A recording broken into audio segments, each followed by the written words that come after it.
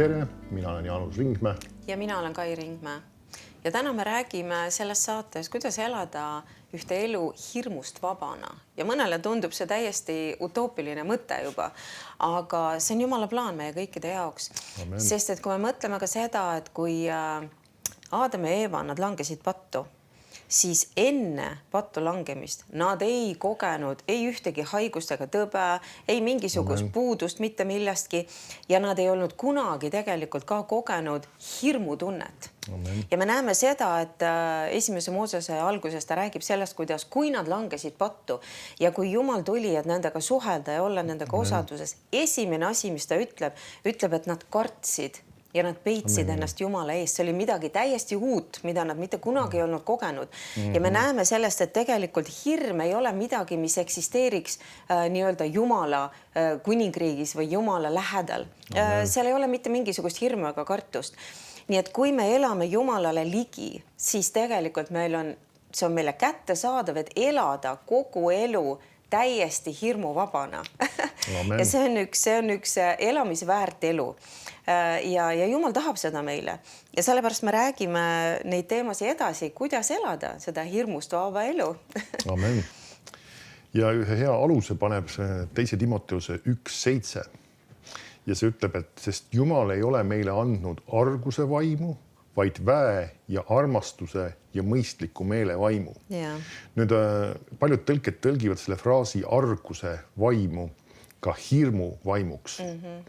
Nüüd see on väga oluline tähele panna, et siin kasutatakse sõna ka vaim selle juures. Et me peame aru saama seda, et me puutume kokku ka vaimsete asjadega ja kui siin kasutatakse sõna vaim, siis see räägib ilmselgelt just ka kurjast vaimust. Et me peame aru saama seda, et kui hirm meid üritab haarata, siis selle taga on konkreetselt kuri vaim. See kurat on selle asja taga. Ja Jumal ütleb, et Jumal ei ole meile seda andnud. Ja me peame selle ära tambama ja Piibel ütleb, et seiske vastu kuradile ja siis ta põgeneb teie juurest. Ja see on seesama positsioon, mis me peaksime võtma, nii kui hirm kerkib ülesse. Ja vahetevahel mõned inimesed peavad nagu isegi loomulikuks mingit tüüpi hirmusid. Näiteks Rooma kirja 8:15 ütleb veel niimoodi. Ta ütleb, sest te ei ole saanud orjapõlve vaimu, et peaksite jälle kartma, vaid te olete saanud lapsepõlve või nagu see mõte on just, et ka lapsendamise vaimu, kelles me hüüame Aba isa.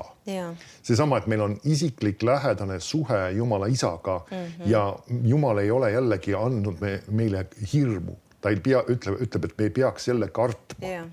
Nii et see on väga selgelt, me peame kohe nii-öelda paika panema. Hirm on midagi sellist, mis tuleb kuradi käest. Jumal ei ole seda meile andnud ja Jumal ei ole plaaninud, et see peaks olema nii-öelda lihtsalt lahutamatu osa meie elust. Et ja paljud inimesed kardavad väga paljude erinevate asjade suhtes. Ja tegelikult kogu see asi hakkab peale ühest väga põhilisest ja see on tegelikult surmahirmust. Ja Heebrea kirja 2. peatükk 14. salm ütleb niimoodi, et nüüd lapsed on liha ja vere osalised, siis temagi sai otse samal viisil osa sellest, et ta surma läbi kaotaks selle, kelle võimu all oli surm, see on kuradi, ja vabastaks need, kes surma kartusest olid kogu eluaja kinni orjapõlves. Nüüd ta räägib sellest, et inimesed, kes tegelikult olid ilma Jumalata, olid kogu eluaja kinni orjapõlves, mille pärast, sest nad kartsid surma. Nüüd siit võiks ühe väga lihtsa näite välja tuua. Kui me ütleme, saame ka isegi oma uskumatute kas sugulaste või tuttavatega vahest kokku ja kui on mingi koos olemine, siis surmast kunagi ei taheta rääkida. Kui keegi isegi ongi lahkunud, siis lihtsalt mainitakse seda ja kõigil on lihtsalt sükene kurb ja sükene masendunud nägu selle asja juures võib-olla peas ja see ongi kõik.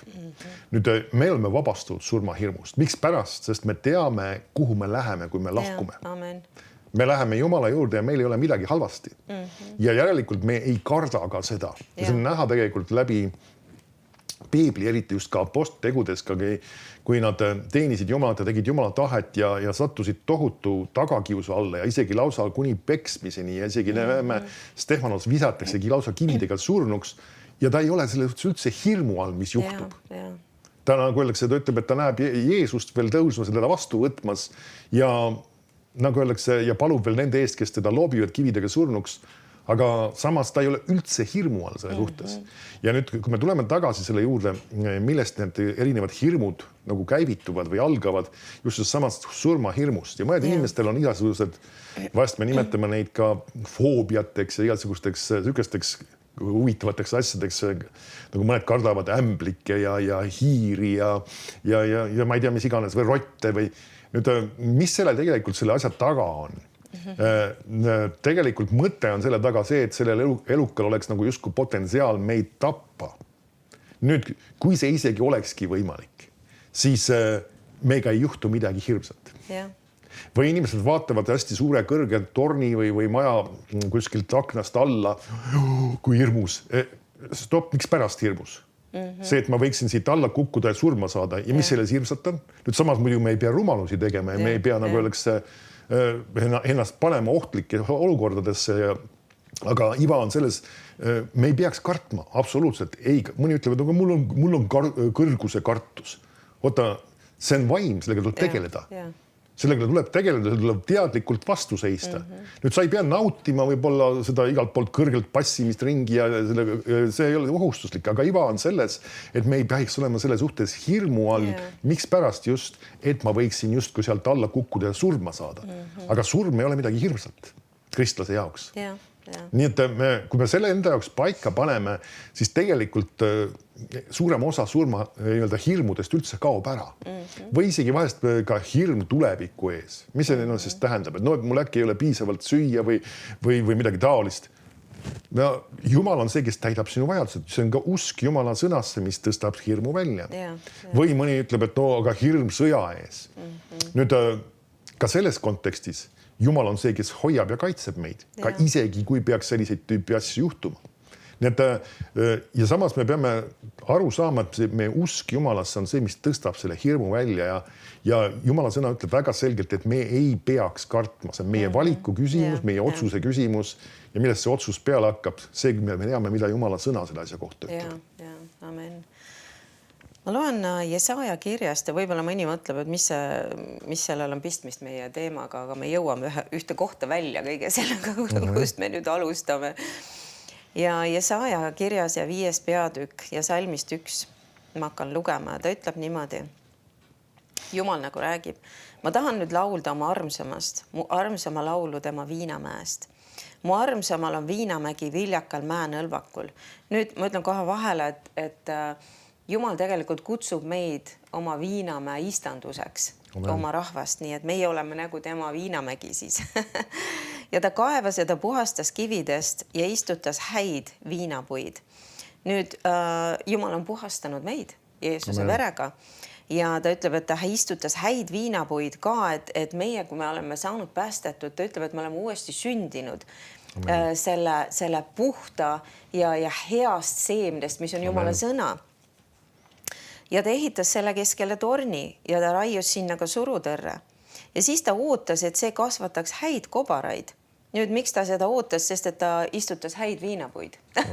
Nii et tal oli tegelikult üks õige ootus, et heast viinapuust peaks tulema üks hea viinamäe või viinamarja saak nii öelda. Ja ütleb, et aga ent roiskunud olid kobarad, mis see andis.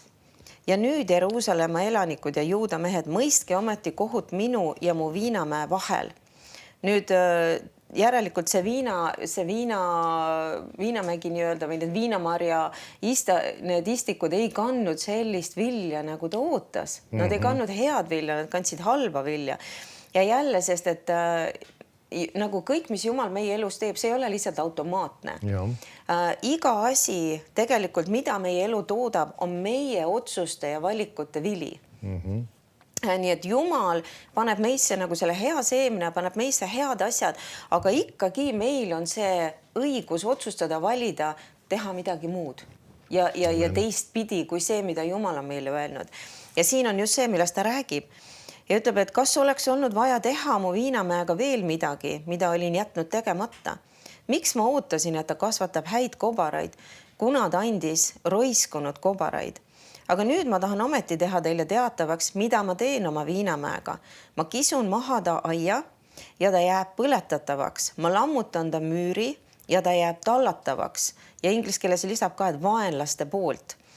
Ütleb, et nõnda ma hävitan ta, teda ei kärbita ega rohita, ta kasvatab kibuvitsu ja ohakaid ja ma keelan pilvi temale vihma andmast, sest Iisraeli sugu on vägede Jehova viinamägi, siin ta ütlebki selle välja ka. Ja Juuda mehed tema lemmik istandik. Ta ootas õigust, aga vaata, tuli õigusetus, õiglust, aga vaata, tuli hädakisa. Nüüd siin ta räägib ühest väga olulisest asjast, millest me hakkame praegu rääkima ka edasi, et tegelikult Jumal ei too kunagi halbu asju meie ellu. Mitte kunagi. Nüüd see, mis siin juhtus, tegelikult oli nende inimeste otsuste ja valikute tulemus. Oli see, et tegelikult Jumal on tõotanud seda, et ta on meiega. See tähendab seda, et tema ligiolu on meiega, mis on see, et tema vägi on meiega, mis tähendab seda, et me oleme hoitud ja kaitstud vaenlase poolt. Me ei ole hoitud ja kaitstud lihtsalt sellepärast, et meie oleme nii vägevad ja vaenlane kardab meid. Ei, vaenlane kardab Jumalat. Ja kui meie hoiame Jumalale hästi ligi, siis me oleme hoitud ja kaitstud tema ligiolus. Aga kui meie oleme nii-öelda mässamas Jumala vastu ja me ei ole sõnakuulelikud ja me teeme ikkagi asju nii, nagu meie tahame ja kuidas meile meeldib ja mis tegelikult ei lähe Jumala sõnaga kokku.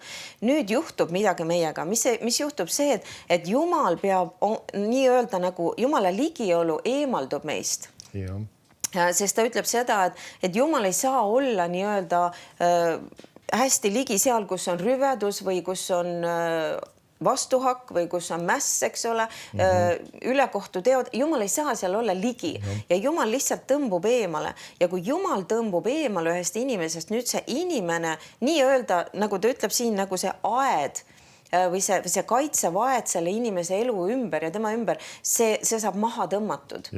Sest et kui Jumal eemaldub või Jumal tõmbab oma ligiolu eemale, nüüd kuradil on tegelikult vaba ligipääs ja sissepääs, et tulla tapma ja hävitama ja hukkama, mis on tema põhitegevus. Nii et see on oluline, et me käime Jumala sõna valguses ja me oleme Jumalale sõnakuulelikud, sest et jälle Jumal ei ütle seda meile lihtsalt sellepärast, et nüüd sa pead olema mulle sõnakuulelik. Jumal ütleb meile sellepärast, et me võiksime elada tema kaitse all. Ja see on ainus viis, kuidas me saame elada selles kaitsekohas. Ja sellepärast ta ütleb, et me seda teeksime. Miks jälle? Sest et ta armastab meid ja ta tahab meile parimat. Ta tahab, et ta saaks meid hoida ja kaitsta. Ja sellepärast see on nii oluline, sest jälle ta räägib piiblis, et vaenlane või kurat on siis see, kes käib meie ümber nagu see möörga ja lõvi, eks ole. Ja ta otsib, keda ta saab neelata, sest et ta ei saa neelata neid, kes elavad Jumalale ligi ja kes elavad Jumalale sõnakuulelikku elu. Ta ei saa neile ligi. Miks? Sest et Jumala ligiolu on nende ümber.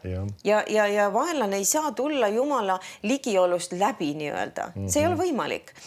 Ja ma loen, aga nüüd on see, kuhu me jõuame Hiobi juurde, me hakkame rääkima Hiobist. Ja ma loen Hiobi esimesest peatükist ja salmist 8. Ja ütleb, et siis Jehova ütles saatanale, kas sa oled pannud tähele mu sulast Hiobit, sest tema sarnast maa peal ei ole. Vaga ja õiglane mees kardab Jumalat ja hoidub kurjast. Nüüd me näeme siin, et ta elab sõnakuuleliku elu Jumalale. Ja saatan vastas Jehovale ning ütles, kas Hiob asjata Jumalat kardab, eks sa ole teinud igast küljest aia ümber temale ja ta kojale ja kõigele, mis tal on. Ja me näeme seda, et see Jumala kartlikkus inimese elus või see, et ta elab õiget elu Jumala ees, toodabki seda, et Jumala aed on selle inimese ümber ja mitte ainult tema ümber. Ta ütleb, et ka tema kodu ümber ja kõige ümber, mis temal on. Me näeme seda, et tal oli ärid ja asjad ja kõik see aed või see kaitse, Jumala kaitse oli kõige selle ümber. Tänu sellele, et ta oli õiglane ja vaga mees ja ta oli sõnakuulelik Jumalale. Ja ütleb, et sa oled õnnistanud tema käte tööd ja ta kari on siginenud maal. Me näeme, et tema käsi käib hästi. Ja ütleb siis, et aga pista ometi käsi tema külge ja puuduta kõike, mis tal on. Küllap ta sind näkku näab. Ja siis Jehova ütles saatanale, vaata kõik, mis tal on, olgu sinu käes. Nüüd eesti keeles ta ütleb, mis tal on, olgu sinu käes. Tegelikult inglise keeles ütleb seda, et kõik, mis tal on sinu käes. See tähendab seda, et ja me vaatame edasi, miks see oli juba tegelikult saatanale nii-öelda kättesaadav, kõik see, mis tal oli. Me räägime sellest kohe edasi. Aga ütleb siis, et ära ainult pista kätt tema enese külge ja saatan läks Jehova juurest ära.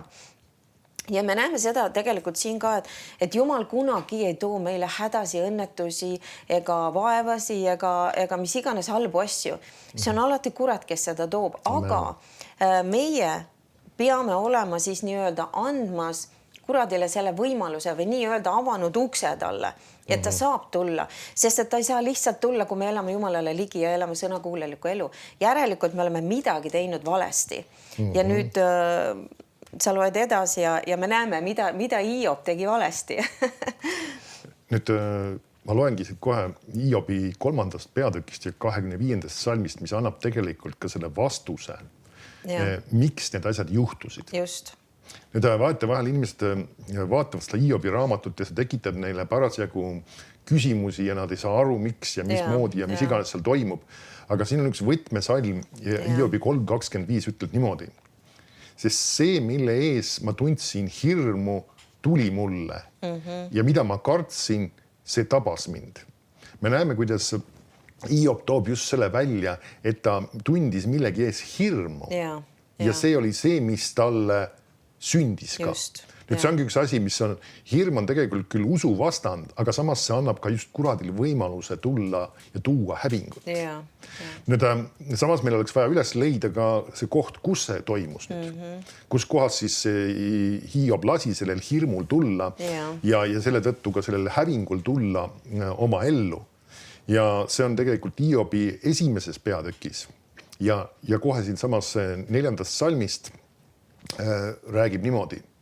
Ja tema pojad käisid ja pidasid pidusid üksteise kodades. Igaüks omal päeval. Nad läkitasid järele ja kutsusid oma 3 õde enestega sööma ja jooma. Aga kui pidupäevad olid ringi teinud, siis Hiob läkitas poegade järele ja pühitses neid. Ta tõusis hommikul vara ja ohverdas põletusohvrid. Iga ühest ühe, sest Hiob mõtles, võib-olla on mu pojad pattu teinud ja südames Jumalat neednud. Nõnda tegi Hiob alati. Nüüd siin on üks väga omapärane fraas. Võib-olla. Nüüd see on üks väga suur petlik asi tegelikult. Vahetevahel ka isegi kristlased paluvad, et Jumal, anna mulle andeks minu patud, äkki ma võib-olla olen pattu teinud. Nüüd see ei ole usk. Piibel ütleb, et kui me oma patud tunnistame, see on konkreetsed asjad, mida me teame, me oleme eksinud, siis ta annab meile andeks. Nüüd see võib-olla on tegelikult selle asja nimi on hirm. Ja see ongi see sama asi, ta kartis, ta tegi midagi justkui, ta tegi isegi võib-olla arvatavasti me ei ole täpselt paigas, missuguse seadused või ütleme printsiibid Jumal oli paika pannud ohvrite toomise koha pealt tol hetkel. Aga me saame aru, et midagi Jumal oli paika pannud, aga nüüd seda isegi seda tehes, seda vaimulikku asja tehes, ta oli hirmu all. Ja vahest inimesed isegi paluvad hirmust lähtuvalt. Nad hakkavad autoga sõitma ja nende palve on, äkki juhtub midagi halba, äkki juhtub õnnetus, Jumal kaitse meid. Nüüd see ei ole palve, mis on usust lähtunud. Jumal on see, kes on hoidja, me peaksime ütlema hoopis Jumal, sina oled see, kes on hoiab, sina oled see, kes meid kaitseb ja meil ei juhtu midagi halba, sest Jumala inglid on meie ümber. Nüüd see on väga oluline, et inimesed ei teeks asju hirmust lähtuvalt, isegi neid niinimetatud vaimulikke asju ei teeks hirmust lähtuvalt. Ja Hiob tegi ja me näeme, see praktika oli lausa pidev. Nüüd see on üks väga ohtlik mäng just selle juures veel. Sa aru, üks kord võib-olla inimene teeb mingi rumaluse ja käitub hirmust lähtuvalt, aga see on see midagi, sa teeb pidevalt ja see uks on avali lahti. Nüüd sa tõid just ka selle välja, kus Jumal ütles, et ta on sinu käes. Et tegelikult kuradil ei olnud üldse selget pilti sellest, mis oli toimumas Hiobi puhul ja Jumal tegelikult nii-öelda tõi selle välja isegi selles situatsioonis, et ta on nii-öelda see uks on avatud tegelikult. Nüüd vaatame seda natukene eestpoolt ka veel või Hiobi 2. peatükist, nüüd see ei ole eestpoolt, natuke teksti mõttes on tagasi. Hiob 2.3 ütleb, siis Jehova ütles saatanale, kas oled pannud tähele mu sulast Hiobit, sest tema sarnast maa peal ei ole, ta on vaga ja õiglane. mees, kes kardab Jumalat ja hoidub kurjast. Veelgi peab ta kinni oma vagadusest, kuigi sa kihutasid mind tema vastu teda ilma põhjuseta hävitama. Aga saatan vastas Jehoovale ning ütles, nahk naha vastu ja mees annab kõik, mis tal on, oma hinge eest. Aga siruta ometi oma käsi ning puuta tema luud ja liha. Küllap ta sind näkku näab. Ja Jehova ütles saatanale, vaata, ta on su käes. Kas sa märkad, jällegi ta ütleb, toob selle fakti, et see on juba. Ta mitte ei anna teda nagu saatana kätte, vaid ta on juba tema käes. Säästa ainult tema hing. Saatan läks Jehova juurest ära ja lõi Hiobit kurjade paisetega jalatallast pealaeni. Hiob aga võttis enesele potikillu, et sellega ennast kaapida. Ta istus tuha sees, sest siis ütles ta naine temale. Kas sa veelgi oma vagadusest kinni pead, nea Jumalat ja sure? Aga ta vastas temale, sinagi räägid nagu rumalad naised räägivad. Kas me peaksime Jumalat vastu võtma ainult head, aga mitte kurja? Kõige selle juures ei teinud Hiob oma huultega pattu. Nüüd siin on ka üks fraas, millele ma tahaks just tähelepanu juhtida ja vahetevahel inimesed tsiteerivad seda, et kas me ei peaksime Jumalat vastu võtma ainult head, aga mitte kurja. Nüüd, kes oli see, kes lõi kurjade paisetega Hiobit? Kas oli Jumal? Ei. Siin on mingisugune nii-öelda vastuolu, selles mõttes siin üks asi, mis me peame aru saama, kui vaadata kogu Hiobi raamatut ja seda, millest ta räägib ja üldse, temal ei olnud üldse arusaamist kuradi olemasolust. Ta ei teadnud tema olemasolust. Ja nüüd tegelikult asjad, mis temaga juhtusid, ta kahjuks, nagu öeldakse, pani need nagu nii-öelda Jumala nimekirja või arvas, et Jumal on see, kes põhjustab ja korraldab neid asju tema elus. Nii et ta ei mõistnud paljudest asjadest ja hiljem Hiobi raamatu lõpus ta isegi ütleb ka, et ma ei ole väga paljud asju nii-öelda aru saanud ja ma nii-öelda sulgen oma suu ja võtan tagasi need asjad. Nii et me peame aru saama, et me ei tohiks võtta Hiobi raamatust näiteks ka seda tsitaati ja seda hakkama tsiteerima, eriti kui midagi negatiivset ja halba meile juhtub. Hiob oli teadmatuses. Ja see on väga oluline niisuguseid asju mõista, sest inimesed vahest on selle raamatuga nii segaduses ja nad ei saa asjast aru, mis siin on toimumas ja miks siin asjad on toimumas. See on see, et kurat on tulnud varastama, tapma ja hävitama ja Jumal on hea. Ja me peame seda pilti õieti vaatama ja nägema seda, et tegelikult ka asjad, mis Hiob välja ütleb, ei ole alati õiged. Või see ka, et Jumal on andnud ja Jumal on võtnud. See ei ole ka õige. See ei lähe kokku selleks, me näeme, kurat oli see, kes võttis. Nii et see on väga selge pilt, et me peame vaatama ja piiblis asju, mida keegi välja on ütelnud, et kas ta on need õiges kontekstis välja öelnud ja kas ta asjadest õieti ka aru saab. Ja, just. Ja nagu sa siin lugesid ka, et Hiob tegi seda alati. Ta tegi seda pidevalt. Võt see on üks ohtlik asi sest et kui me mõtleme ka Iisraeli rahva peale, kes oli kõrbes, eks ole, ja Jumal on nii hea, et ütleme need asjad ka, kui ta ütleb, et Hiob tegi seda alati, me ei tea, kui pika perioodi ta oli seda teinud tegelikult niimoodi, et kogu aeg ohverdas ja kogu aeg tegelikult kartis, et äkki mu lapsed on teinud pattu. Me ei tea seda aega, aga ta tegi seda pidevalt ikkagi, me näeme. Ja nüüd me näeme seda, et Jumal on nii hea ikkagi, et see aed ei tule nagu kohe korraga maha, vaid see nagu piltlikult me võiks nagu mõelda, et iga korraga, kui ta seal ohverdas või iga korraga, kui ta lasi sellel hirmul olla, tuli nagu mingi väike osa jälle maha, mingi väike osa jälle, kuni see oli täitsa maani ja nüüd kuradil oli ligipääs talle. Täpselt nagu Iisraeli rahvas seal kõrbes, eks ole, nad kõndisid 40 aastat seal kõrbes. Miks? Sest et nad keeldusid absoluutselt uskumast Jumalat. Nad kõik see 40 aastat virisesid ja pirisesid seal Jumala ees. Ja nüüd mida see tegi, see kogu aeg, iga see kord jälle tõmbas jälle mingisuguse, ma ei tea, kui me paneme selle sentimeetritesse, tõmbas jälle mingi sentimeetriste aeda maha, kuni see oli maani maas ja me näeme, kuidas ühes mingis situatsioonis ka mürkmaad tulid, eks ole, ja tohutu hulgasaine, et tegelikult surma. Tänu sellele, kuigi ka jälle Jumal on nii hea ja halastaja, et ta ütles Moosesele, eks ole, ja ta leidis selle võimaluse vähemalt, kuidas inimesed saaksid pääseda nüüd sellest olukorrast.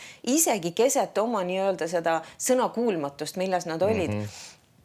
Aga me näeme seda, et nemad ka, nad pidevalt tegid seda, pidevalt, kogu aeg, peaaegu igapäevaselt, seal oli üks virisemine ja pirisemine. Ja see aed ei tulnud nagu koheselt niimoodi maha, vaid aja jooksul. ja see on, miks me peame tähele panema, mis toimub meie mõttemaailmas ja mis tuleb meie suust.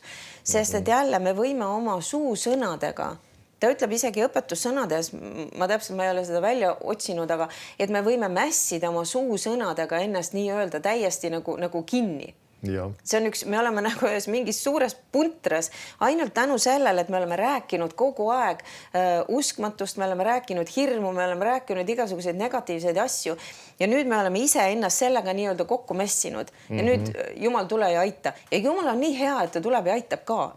Aga me peame olema targad ja me peame aru saama, et see, mida me mõtleme, mida me räägime, see otseselt mõjutab meie elukvaliteeti ja seda, kas Jumal saab olla hoidmas ja kaitsmas meid, kas Jumala ligiolu saab olla meie üle ja ümber või me nii-öelda ise põhjustame seda, et see peab eemale tõmbuma.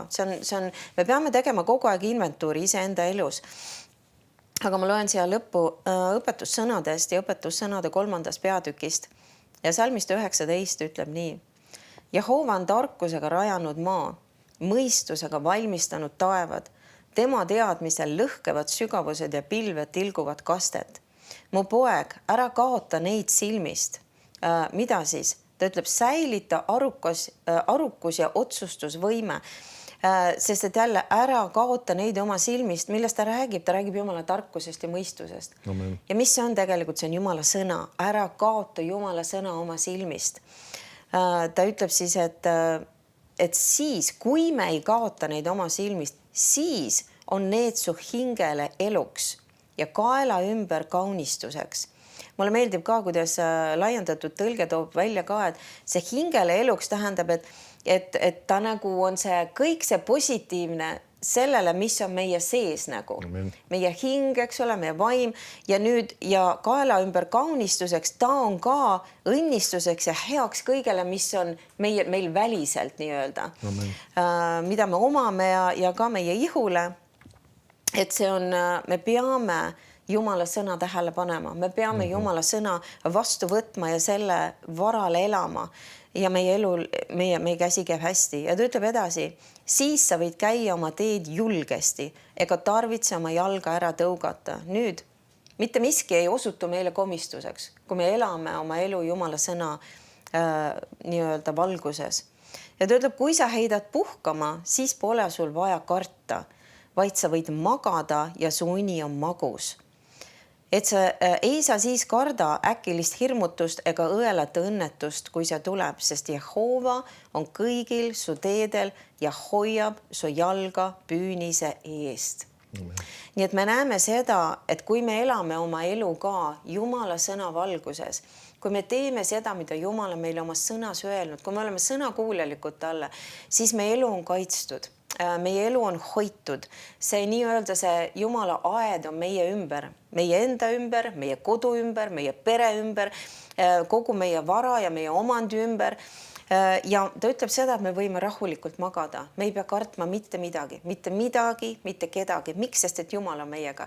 Jumal on meid hoidmas, Jumal on meid kaitsmas, Jumal on meid juhtimas ja me võime elada täies rahus. Ja see on üks elu, mis on elamist väärt ja see on meile kättesaadav ja see on tegelikult Jumala absoluutne igatsus ja tahe meie kõikide jaoks. Ja me saame selles elada, kui me elame oma elu tema sõna kohaselt ja tema sõna valguses.